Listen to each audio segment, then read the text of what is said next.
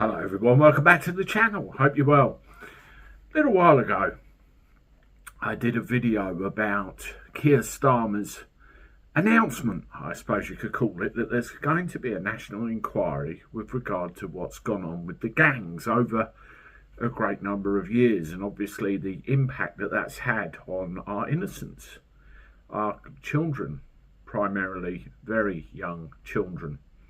And it's something that's been covered up, something that's been ignored for, well, more years than I care to remember. And it's more than obvious that the number of young people that have been affected by this far surpasses the number that the government are talking about, figures wise.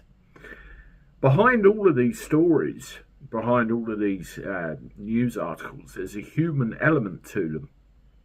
There's always the real things, what really happened in the background. And as I made clear in the video, and at the end of this one, I'll put on the end screen where you can go and watch that, I'm in contact with somebody who has a relative who was directly affected by all of this, to the extent that, you know, one of the things they did was leave. Well, they've written a short story which I've read a couple of times, and it really serves to illustrate the kind of feeling behind all of this from the human point of view. And with their permission, I want to read it to you because I think it's very important. So here goes. I hope my storytelling's up to scratch. Once upon a time, in a land called the United Kingdom, there was a time when many people were deeply worried about something terrible happening to the young people in their communities. These young people were innocent and full of hope. They were being hurt by a group of bad people who had no regard for kindness or justice. But instead of listening to the voices of those who tried to speak up, mothers, teachers, community leaders, the government, and many others in power dismissed their concerns. They called those who raised alarms fearmongers or racists, and told everyone to ignore the warnings. Some even said that these young people who came forward were just making trouble or were somehow responsible for what had happened to them. As the years went by, more stories emerged of more young being hurt and more young being ignored, and many felt angry and betrayed. They wondered why no one listened and why those in charge seemed to turn a blind eye.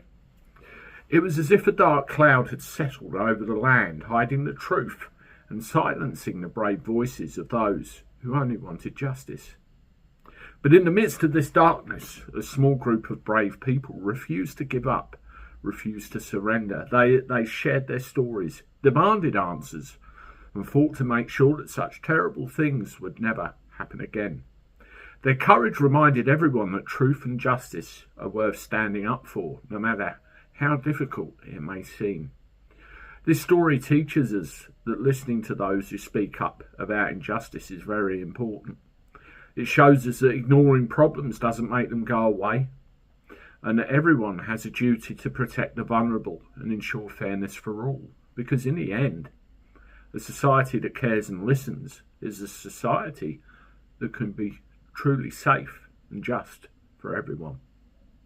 Very powerful words there, and you can take a lot out of that in many aspects of our life as well, not only this. And thank you very much for giving me permission to share.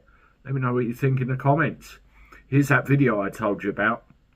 Please make sure you hit the like button, subscribe to the channel as always, and I look forward to talking to you soon.